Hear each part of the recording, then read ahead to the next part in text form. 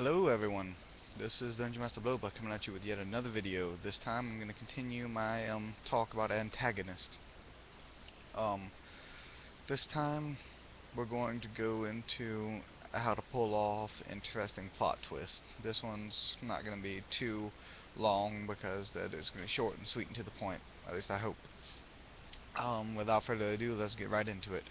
Alright, but the plot twists are simply this. Something that happens along your plot that people didn't see coming or is a surprise.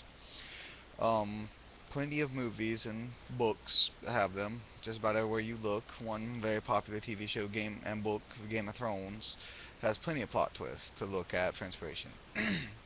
A plot twist can be somebody dies who nobody expected to die, or somebody that they think is dead comes back, or just a couple of examples of famous plot twists that are used quite often. Now, how can you use this in Antagonist in your game? Well, depending on where you're playing, perhaps the antagonist, you can pull the old trick. They get shot, they have body armor on, and they just pretend to be dead. You can have them have some type of ritual prepared for them to have a self-resurrection spell cast on them after their untimely demise.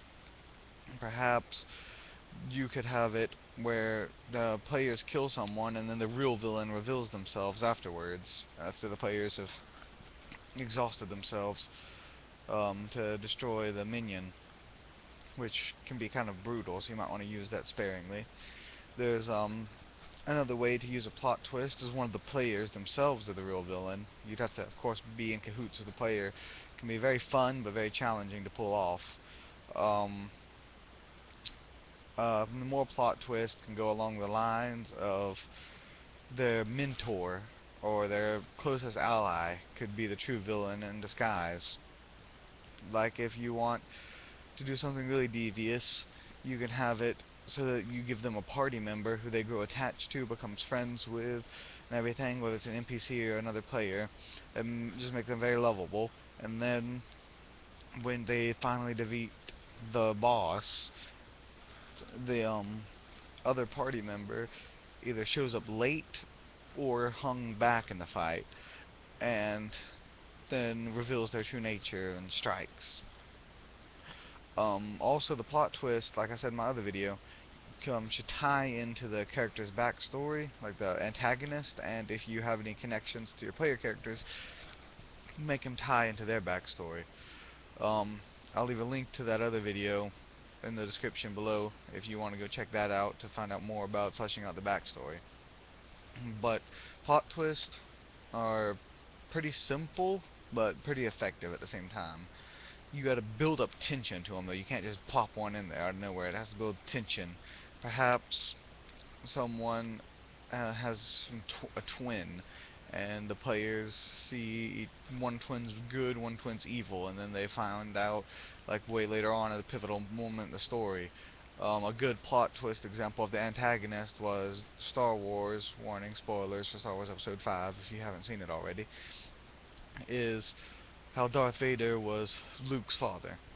Like that. That's a very famous plot twist.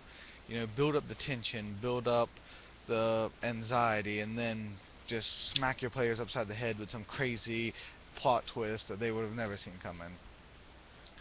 Try to avoid stuff that your players are interested in. If they watch Star Wars, for example, pulling the Darth Vader trick might be good as a gag, but it wouldn't be good as a serious plot point most of the time, because they would probably be like, Star Wars. They wouldn't really be like surprised by it. They'd more think of it as an inside joke.